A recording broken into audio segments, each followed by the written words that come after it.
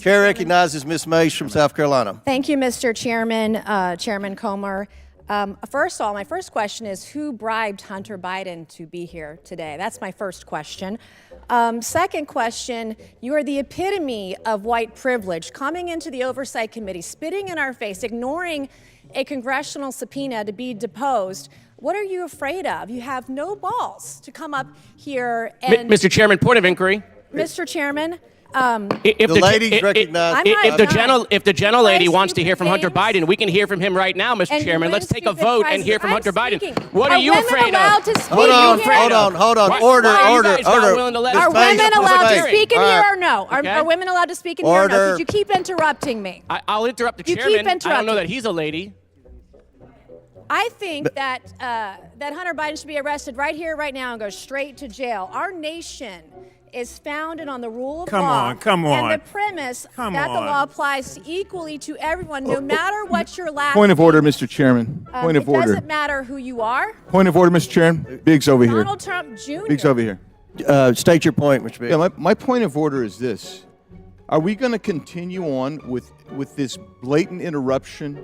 This is absurd and inappropriate. I intend to give my statement. I don't intend to have anybody interrupted. I'm not going to interrupt your statements.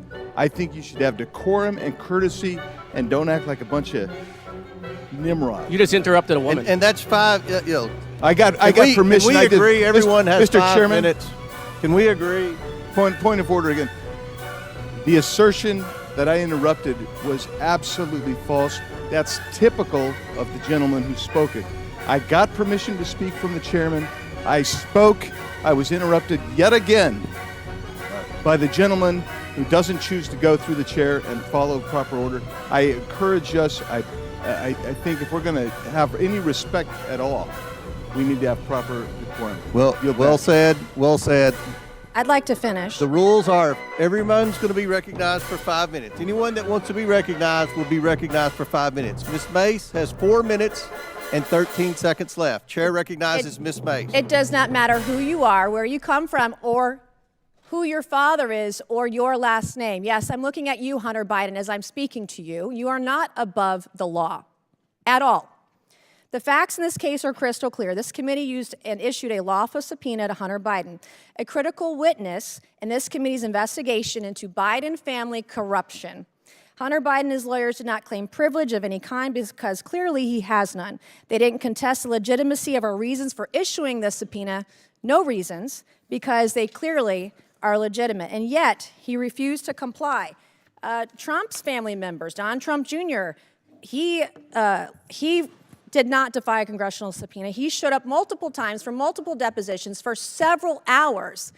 In doing so, Hunter Biden broke the law. He did so deliberately. You did so flagrantly. You showed up on the Hill, on the Senate side, the day of that congressional subpoena to defy it and spit in the face of this committee. That's what you did. The question the American people are asking us is, what is Hunter Biden so afraid of? Why can't you show up for a congressional deposition? You're here for a political stunt. This is just a PR stunt to you. This is just a game that you are playing with the American people. You're playing with the truth. Hunter Biden wasn't afraid to sell access to Joe Biden to the highest bidder when he was in elected office. He wasn't afraid to trade on the Biden brand, peddle influence, and share those ill-gotten gains with members of his family, including Joe Biden. He wasn't afraid to compromise the integrity of the presidency and vice presidency by involving Joe Biden in shady business deals with our foreign adversaries. But Hunter Biden, you were too afraid to show up for a deposition, and you still can't today. I believe that Hunter Biden should be held completely in contempt. I think he should be hauled off to jail right now, because it wasn't long ago, too, my friends on the other side of the aisle, that you also believed in the power of a congressional subpoena. Not long ago at all. You believed in holding those who refused to comply with a congressional subpoena accountable. And I stood with each and every one of you. I am the only member in this room today who has held a member of my own party in contempt of Congress for not showing up for a subpoena. And I see nothing but complete hypocrisy on the other side of the aisle. The ranking member of this committee even so eloquently put it, the lesson is, please tell your children out there in America, if you get a subpoena to go before Congress, go. You have a legal responsibility to do so. So the hypocrisy is stunning. What are we to tell our children today? There's nothing the other side can say with a straight face. As the only member of this committee to vote to hold a member of contempt of my own party, let me be clear, this should not be a partisan issue. If Congress issues a subpoena, you show up, period. This is not a responsibility we take lightly. It brings no joy for us to do this, but the president's son broke the law and must be held accountable in the same way anybody else would. I urge my colleagues on both sides of the aisle to do so. And my last message to you, Hunter Biden, you play stupid games, you win stupid prizes. Will the gentlelady yield for a question? Will the gentlelady yield? Will my friend yield from South Carolina? Sure. I do want to commend the gentlelady who was the only Republican who stood up and voted to hold in contempt the Republican members of the House who blatantly and categorically refused to comply with subpoenas that came from the bipartisan January 6th committee. I would like to ask my friend, Ms. Mace from South Carolina, whether she's aware of all the case law which says that the committee has to engage in good faith interaction with the witnesses they've called, and they're supposed to arrive at a solution. And what do you think about the fact that the chairman on multiple occasions gave this witness the opportunity to come before the full committee, and he agreed to that?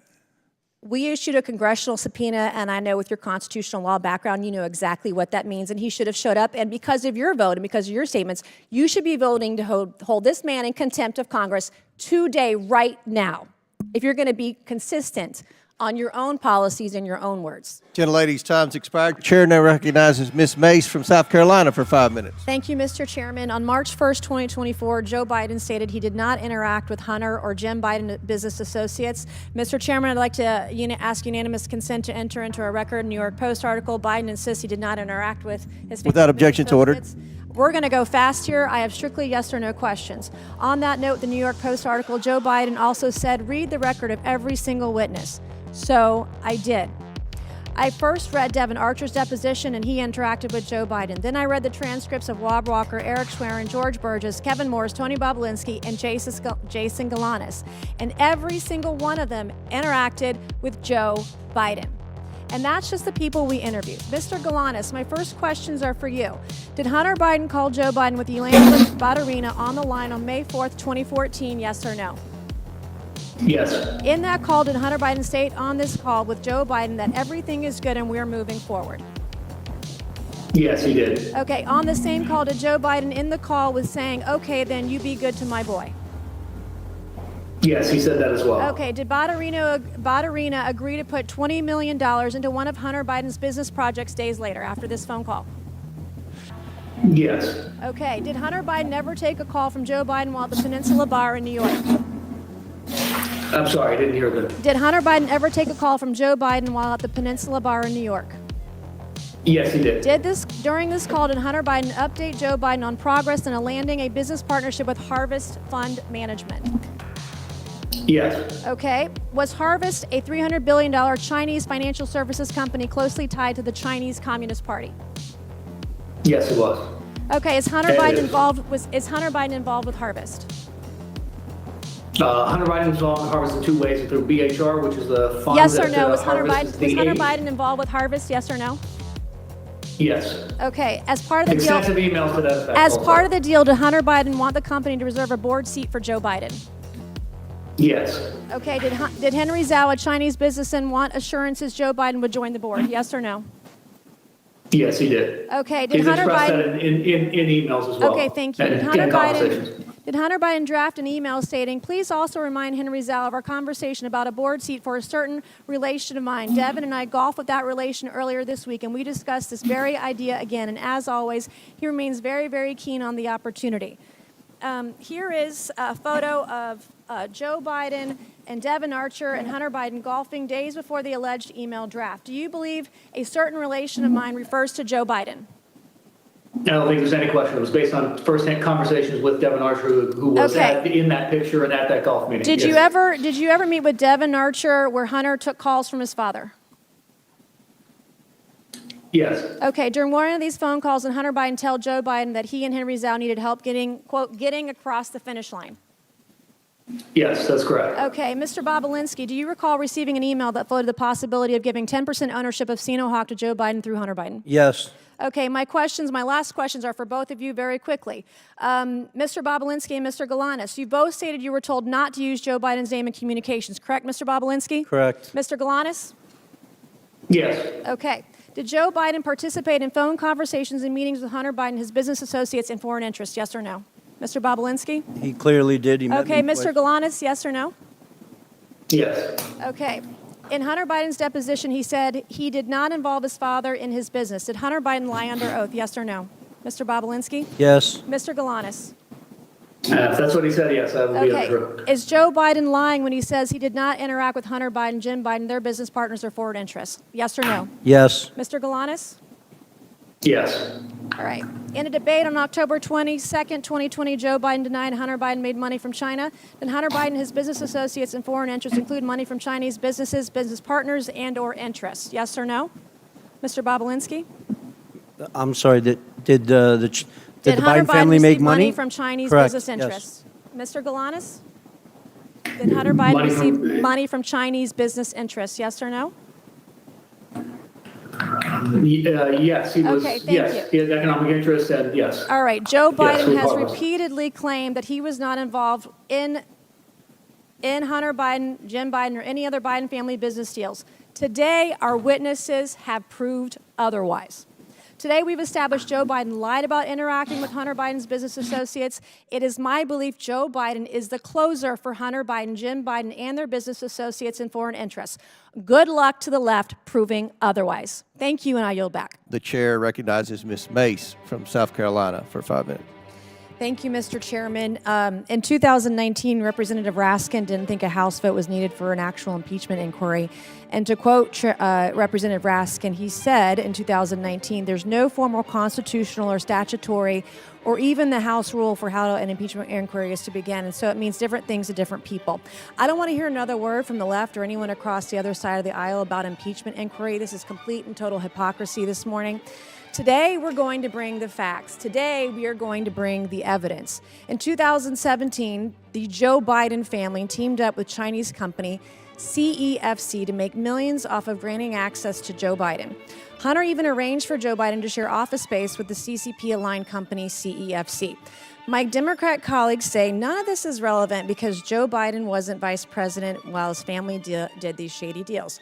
Turns out that's complete and total bullshit. It's a lie.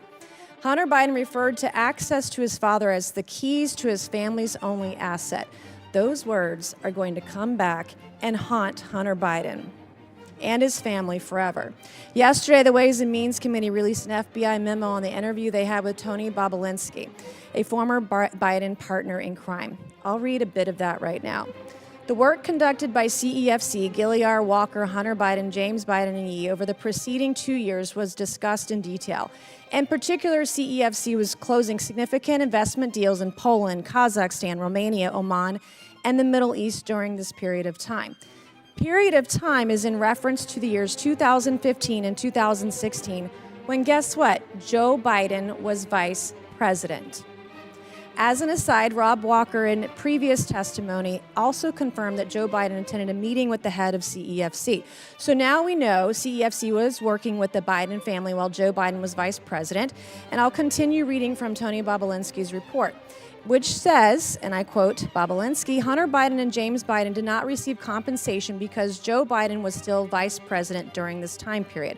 There is a concern it would be improper for payments to be made to Hunter Biden and James Biden by CEFC due to its close affiliation with the Chinese government.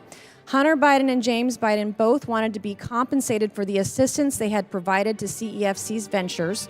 In particular, they believe CEFC owed them money for the benefits that accrued to CEFC through its use of the Biden family name to advance their business dealings. The Bidens, coincidentally, were paid over $1 million by CCP-affiliated Chinese company CEFC shortly after Joe Biden left office as vice president. Now we know why, because it was back pay. I'm going to show another image. This is a text message between Hunter Biden and Gong Wendong, an agent of CEFC. Hunter says, my uncle will be here with his brother, in all caps, who would like to say hello to the chairman. He goes on, Jim's brother, if he's coming, wants to say hello. His uncle's brother. I wonder who that could be. I can't quite figure it out. Hunter puts brother in all caps, and it doesn't take a genius to figure this out, but since I'm not always dealing with geniuses, and Washington, D.C. has been illustrated today, I'll spell it out. The brother of Hunter's uncle, Jim, is Joe Biden. Why was Hunter so secretive about his father? I'm going to tell you why. It's because Joe Biden didn't want the American people to know he and his family were getting paid millions and millions of dollars from a company closely tied to the Chinese Communist Party. CEFC knew paying Biden family members was bad, so they covered it up. Hunter knew Joe Biden hanging out with CCP businessmen would be a bad look, so he tried to pull a genius move on us with this whole my uncle's brother bullshit. We already know the president took bribes from Burisma. I also want to add, betraying your country is treason. Mr. Chairman, I ask unanimous consent to enter into the record this text message between Hunter Biden and Gangwon Dong and the FBI memo regarding their interview with Tony Bobulinski, showing Joe Biden's connections to CFC during his vice presidency. Without objection, so ordered. Professor Turley, we got 30 seconds. In your experience in reviewing cases of fraud, do people who are conducting legitimate business usually go through these efforts and hoops to keep their foreign entanglements hidden? Yes, the issue with influence peddling is that it can, in some circumstances, be legal, but it's not something that necessarily is made public. The public does not buy into the idea that you can sell your family brand if it's influence peddling. So what happens with influence peddling is that you often have the commission of crimes that conceal it, and to take steps so that it's not public. That may include, but it's not necessarily the reason in this case, but it may include the failure to pay taxes, the failure to register as a foreign agent. And part of the purpose of an inquiry is to see if there is a linkage between those acts and, more importantly, a linkage to the president. Can I briefly respond to the earlier attack? You may have additional questions. I don't want to take your time. Mr. Chairman. I'm sorry, the gentlelady's over time. Okay. But we'll work with you on that.